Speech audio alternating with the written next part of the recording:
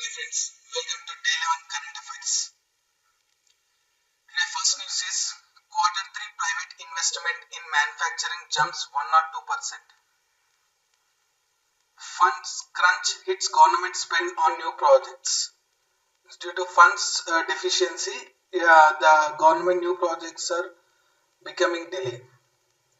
A continued rise in private investments in the third quarter of 2021, led by a 102% surge in manufacturing investments, helped India register a healthy 10.3 increase in fresh project spending in quarter 3 over the previous quarter. However, new capital expenditure proposals from the government collapsed between October and December 2020 as the funding constraints began to pinch the states, dragging their new project investments down nearly 25% from the previous quarter. The decline is happening in the new projects due to deficiency in the funds. The quarter 3 project investment numbers suggest a reversal from the recent years trends of government capital expenditure. So, and we can see the capital inflow of several states. Maharashtra and Andhra Pradesh accounted for 30% of new project investments between October and December 2020. You can see Maharashtra and AP accounted for 30% of new projects. A total of 2,085 projects were announced in quarter 3 financial year 2021. Investments in manufacturing, utilities and mining sectors surged in quarter 3 as compared to quarter 2. Means investments in manufacturing, utilities and mining sectors are surged. Investments in irrigation and electricity projects fell in quarter 3 as compared to quarter 2. Okay.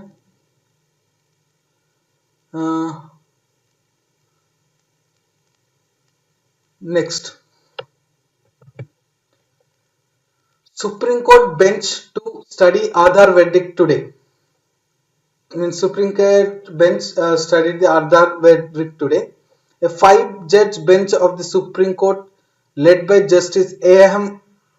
Kanvilkar, will examine on Monday 7 petitions, include one by Rajya Sabha MP Jairam Ramesh, seeking a review of the court's verdict upholding the Aadhaar program as a reasonable restriction on individual privacy to fulfill the government's legitimate aim.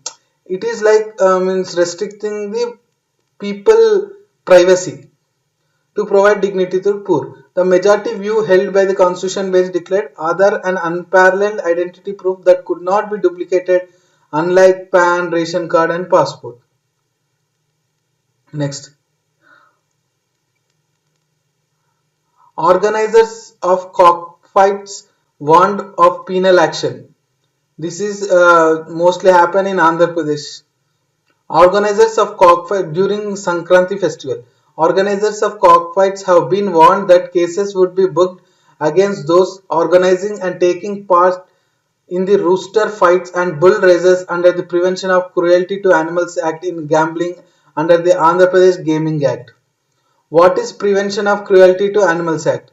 The Prevention of Cruelty to Animals Act was enacted in 1960 and was authored by acclaimed dancer and animal lover Rukmini Devi Arundale. It was enacted to prevent the infliction of unnecessary pain and suffering on animals. As per the provisions of the law, the Government of India formed the Animal Welfare Board of India in 1962. The Animal Welfare Board of India was started under the stewardship of Rukmini Devi Arundale. It falls under the Ministry of Fisheries, Animal Husbandry and Dairy. What are the provisions of that? The Act provides for the punishment for causing unnecessary cruelty and suffering to animals. It defines animals and different forms of animals. It also discusses different forms of cruelty, exceptions and killing of a suffering animal in case and cruelty has been committed against it. So as to relieve it from further suffering, it provides the guidelines related to experimentation on animals for scientific purposes.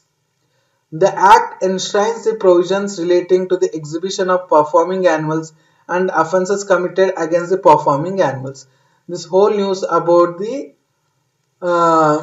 warning to the cockfight organizers. Important news, one of the important news today. US removes restrictions on diplomatic contact with Taiwan.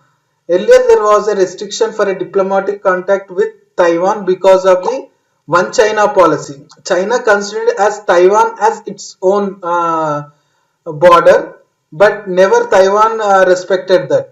So there is no recognition much of China as a country. So Secretary of State Mike Pompeo announced that the State Department is voiding long-standing restrictions on how US diplomats and others have contact with their counterparts in Taiwan. What are the concerns? The latest move is expected to upset China. Yes, it will be upsetted because Taiwan is considered as one single China. It is under the China itself. But with this restriction removing, it will be upset to the China. China's state media lashed out the Secretary of State for seeking to maliciously inflict a long-lasting scare on China-US ties. Details about this. The Trump administration has sought to strengthen bilateral relations with Taiwan. Sorry. It announced that UN Ambassador Kelly Craft would go to Taiwan. Taiwan Foreign Minister welcomed the move. In August 2020, Health and Human Service Secretary Alex Azar became the first cabinet member to visit Taiwan since 2014. Next, Gavali to discuss border dispute. Addressing an extraordinary session of the Upper House of Parliament, Nepal's Prime Minister Mr. Oli said Foreign Minister Pradeep Kumar Gavali would visit India on Jan 14 to discuss the dispute related to the border and several other issues. The announcement has put an end to the speculation about a breakthrough visit to help revive the relationship which was hit by to the Kala Pani territorial dispute. It was most in news during the COVID situation. India and Nepal has disagreements over a road to Lip Lake leading to the Nepal amending its constitution. The dispute erupted after India published a new political map in November 2019, following which Nepal introduced a map that claimed the Kalapani, Lipulek, Limpiadura region of Pithoragar. Next, Qataris head to Saudi Arabia after reopening the border. Gulf leaders signed a solidarity and stability deal after leaders of Saudi Arabia and Qatar publicly embraced bringing Qatar back into the regional fold after a 3-year-long rift. Saudi Arabia sheds its side of Qatar's only land border in June 2017 as part of the package of sanctions it said was a response to Doha's backing of radical Islamist group and closeness to Iran. Qatar always denied the charges. Recently, Saudi Arabia, along with UAE, Bahrain, and Egypt, all of which had also imposed embargoes on travel and trade, agreed to lift the restrictions at a Gulf Cooperation Council summit in the kingdom. Details. Qataris celebrated crossing their border with Saudi Arabia, calling the kingdom our second country. Qatar Airways and Saudi Airlines said that they would soon begin resuming flights between their countries. It is a good news between the Qataris and Saudi Arabia. Next, Arunachal harbors a vanadium source. Exploration being carried out by the Geological Survey of India has placed Arunachal Pradesh on the vanadium map of the country, and geologists are confident of identifying a deposit soon. Arunachal Pradesh, considered a sleeping hydropower giant, is likely to become India's prime producer of vanadium. Promising concentrations of vanadium have been found in the Paleoproterozoic carbonaceous phyllite rocks in the Depot and Tamang areas of Papum Peer district in Arunachal Pradesh. Vanadium content was also found in the Pakro area of the Pakke Kesang district, Palin Sangram in Kra Dadi, Kalamati in West Siang, Kalaktang in West Kameng, and Kaying in Siang districts. These are the places. This was the first report of the primary deposit of vanadium in India with an average grade of 0.76% V2O5, vanadium pentoxide. Vanadium mineralization in Arunachal Pradesh is geologically similar to the stone coal vanadium deposits in China hosted in carbonaceous shale. This high vanadium content is associated with graphite with the fixed carbon content. The expected grade of vanadium mineralization in Arunachal Pradesh is comparable to the vanadium deposits of the world. Next. The front seat in electric mobility. The lithium and cobalt industry is likely to grow domestically to support the switch to electric vehicles. To meet its global commitment and mitigate the adverse impact of automobiles, the government is keen to shift the narrative towards electric vehicles. The progression to electric vehicles is important for India because such vehicles are sustainable and profitable in the long term. The shift to electric vehicles will have benefits in multiple ways, such as help in reducing crude oil imports, reducing carbon emissions, and build domestic energy independence.